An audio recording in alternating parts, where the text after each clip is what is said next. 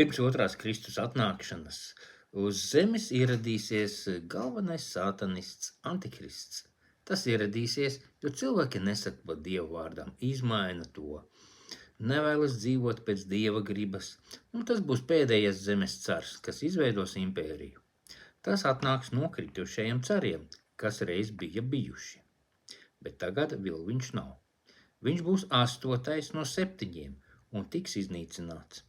Un tā kā cilvēki negrib izvēlēties Dieva gribu, tad Dievs pieļaus, ka zvērs Antikrists iznāks no zemes dzīvēm un cilvēki beigs savu izvēli. Un tas bija rakstīts 2000 gadus iepriekš. Uz Antikrista lomu pretendē pirmais Babilonijas cars, Nemrods, kurš radīja pirmo impēriju ar vienu valodu un valdību. Vārds Nemrods nozīmē buntinieks pret Dievu. Tas nebūs dabīgs cilvēks, jo atnāks no tiem, kas reiz bijuši. Un tie, kas viņam sekos, tie mūžību pavadīs kopā sātana verdzībā.